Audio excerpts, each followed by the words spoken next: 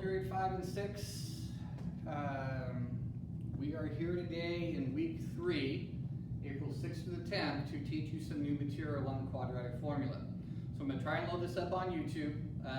This is my first attempt, and so I'm going to kind of teach this as a lesson all the way through. Some of you will be able to pick it up faster than others. Some of you will be able to maybe speed through, pause, or do whatever. But there's a lot of stuff out there on the internet on the quadratic equation and formula, but I want to show you how to do it my way, step by step. And remember, as we go through these next few weeks, as we do these videos or as I teach you these lessons, it's not about your grade. We've never been about that anyways. These are the things I absolutely need you to be able to learn, practice, and communicate with me with so that you can be successful in integrated 3. So here we go. I'm going to kind of teach this as a normal lesson like I would do in the class, and then you guys can make the adjustments as necessary. This will be quite a long sequence of lessons that you can just kind of pause or take your time to get through, but this is where we're headed for week number 3. All right, so integrated 2, week 3, April 6th through the 10th. I'm allowing you the opportunity to take notes like we normally would. Some of you may just want to watch the video, but if we treat this as a note-taking process and you write it down and you put the colors in and do everything else, then this might be helpful to you to create your own set of notes, something that you can work with. So when you're doing the assignments, that way you don't have to run the video back and forth, and no one wants to hear my voice all day long anyways while I teach this. All right, so here we go. If you had a sheet of paper out and you're taking this down, our goal in week 3, April 6th through 10th, our first lesson is an important lesson for you now and next year, solving quadratic equations using the quadratic formula. Now, the more as you guys get into integrated 3, and we've been doing this for a while, is we've been using the word function. Do not, once again, get thrown off by the word function. This is our functional notation. F of x equals ax squared plus bx plus c. But we're going to kind of change our f of x to y equals ax squared plus bx plus c. And this is some of the things we're going to be doing next week or the following week when we start to graph these things. Remember, I've showed you a picture of this a couple of times. We've done the parabolas, or kind of showed you what the graph of this would look like. That a linear equation's the straight line up and down with slope and intercept that you did in integrated 1. And then our quadratic, remember it's because it's to the second power, is going to be our parabola either going up or going down. And like I said, that will be into our week 4 and week 5 as we close out the school year. Okay? But one of the big things you're going to notice today is we've already talked about our ax squared plus bx plus c, which kind of looks like our trinomial. Okay? And you've already set these things equal to 0. You've already practiced the solving. In fact, in our third quarter review, where we left off before we headed home was the fact that we wanted to go ahead and solve these trinomials, that you had learned how to factor, that there's actually a value there. And it's my hopes by the time we leave in May that you'll be able to connect this whole piece together, because if you connect this whole piece together and understand how it all works, then next year, especially in integrated 3, where you do a lot of different graphing and a lot of different functions and everything, this is something that you're going to be able to use. Okay? All right. With that being said, there are 3 ways to solve a quadratic equation that you're probably going to see in high school. The first one is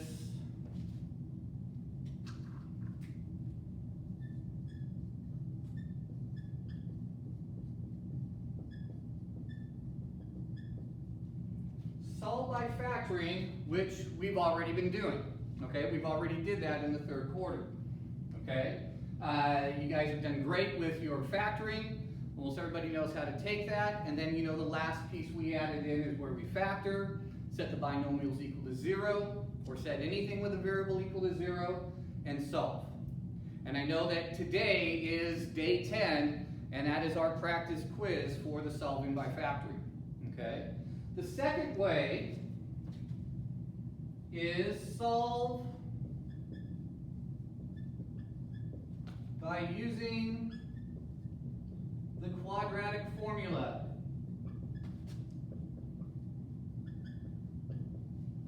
Solve by using the quadratic formula, and that's what we're going to be doing today. Okay, that is what this lesson is going to be all about. A little slanted there, that's all right. And the third way is solve by completing the square. And that is something that I would have hoped to have shown to you this year. I think we're probably going to move it to integrated 3 next year because of our situation and everything. But if I think there's time at all to just put it on a video or introduce it to you for those of you guys who want to get ahead or really enjoy the math part, then maybe I'll put a video up for solving by completing the square. Okay? So this is our focus this week. Number 2 is to solve using the quadratic formula. So here it is. The quadratic formula is basically taking this equation and solving for x. And once again, this is a thing where I would like to be able to take one day out of the semester or something like that to actually show you where the quadratic formula comes from. And we're going to do that here in just a second. I'll write it down. So the roots, okay? Another word that you might not have heard before, the roots. The roots are the same as solving, okay? You might hear find the roots, solve. What are the solutions, okay? So this is another word, roots, for you to kind of come familiar with, and I went ahead and left it in the definition right there, okay? The roots of a quadratic equation of the form ax squared plus bx equals c, where a does not equal 0, are given by the formula, and here it is.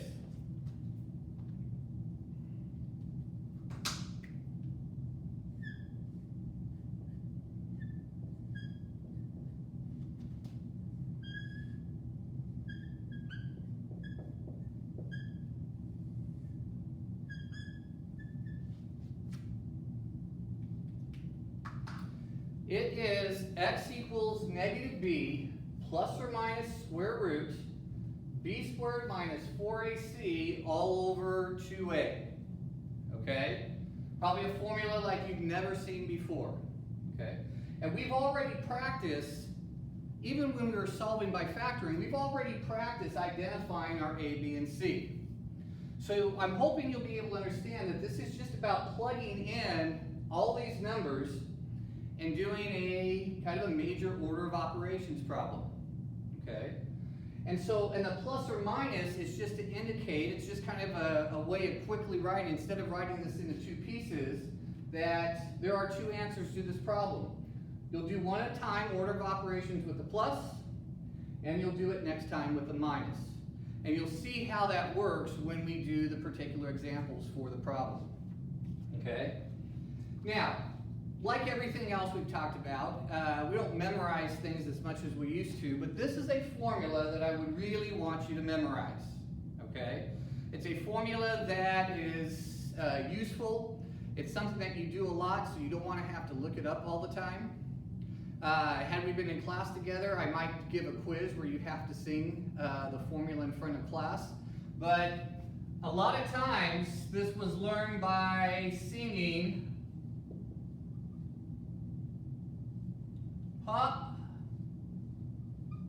whoops, goes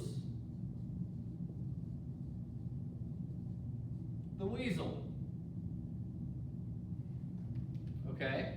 So it's an easy way to memorize it. So we used to say, sing Pop Goes the Weasel. Now, Pop Goes the Weasels is a song from way back. But if you remember kind of the Jack in the Box, you know the sound. Dun, dun, dun, dun, dun, dun, dun, dun, dun, dun, dun, dun, and the Jack in the Box pops up.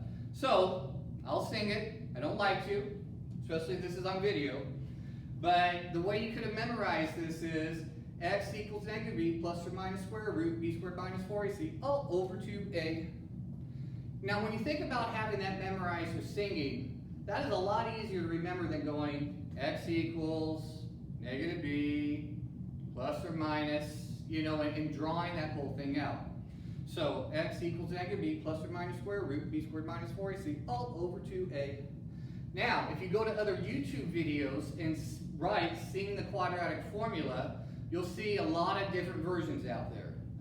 One of them is an Adele version that you'll see quite often, and just different ways to kind of memorize the formula. Okay? So this is our key for this week. Okay? This is our go-to, this is our formula all the time. Okay? And if you're going to ask and say, well, how come we're going to use this formula when solving by factoring is probably a lot simpler to maybe understand? Well, remember, not every problem can be solved by factoring. Okay? All the problems that you worked on over the course of the last 10 days and before we went on break were solved by factoring because they were designed to factor. But there's also all those problems that you did where you would write the word prime and we just kind of leave it alone. Well, we're going to be able to solve these things right here. Okay? So here's your quadratic formula. And then a lot of times, if you look at the internet, you look at any videos, and someone teaches you how to do the quadratic formula, you'll see all of this right here, and you'll see everything plugged in, but you won't see this next part here, which is the discriminant. A lot of times when the quadratic formula is taught, they'll have you guys practice this for a while, do the problems over and over again, and then introduce you to the discriminant. Okay? You're going to see in the notes that I give you today, when I give you the official examples of what I want you to learn, you're going to see that we do the discriminant all at once, because it actually makes this go a whole lot easier. Okay? So the discriminant is an important piece to what I like to teach. All right? So here it is. The discriminant is this b squared minus 4ac. It's a very simple order of operations problem. Okay? You might have seen this in junior high or integrated 1 where they would give you A, B, and C, tell you to plug in, and you would get the answer out of it. Well, you had no idea what b squared minus 4ac was. You might even thought it was strange going, why do they write it like this all the time? Well, they're showing you your future right here. Okay? B squared minus 4ac is a key part of the discriminant, or excuse me, of the quadratic formula. The discriminant is a very valuable piece of information that will help your solving go a lot easier. Okay? So, here it is. The value of the discriminant tells us how many real roots there are. Okay? So this is what it looks like.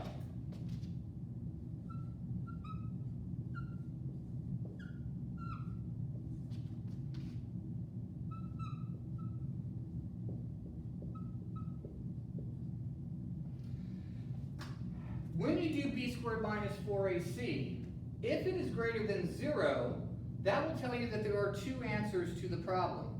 Now remember, you're used to there being 2 answers to the problem because we talked about the fact that the highest exponent here was 2. And all the problems you're doing solving by factoring, most of the time there was 2 answers or there was a double answer, right?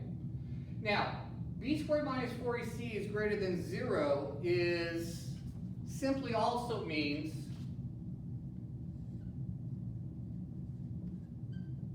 whenever you see greater than 0, that means your answer is positive. Okay? So instead of us writing if b squared minus 4ac is positive, you'll often see the greater than 0. Okay? You may not be familiar with it, but it's something that you're going to see more and more as we go on in math. We know that we substitute with a lot of different symbols and numbers in order to make this true. Okay? The second thing the discriminant could be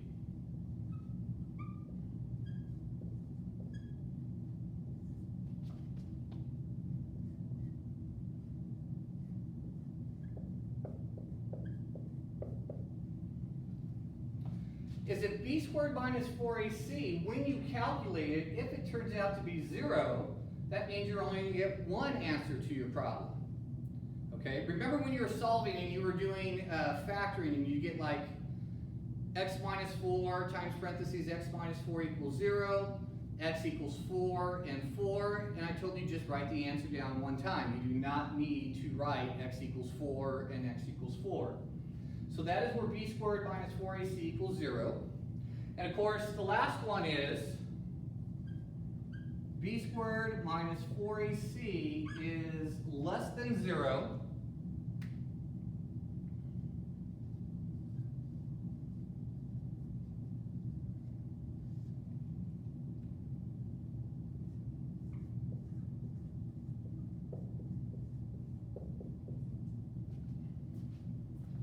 So b squared minus 4ac is less than 0 is also shorter for if b squared minus 4ac is negative, then you're going to go ahead and know that there are no real roots to this problem.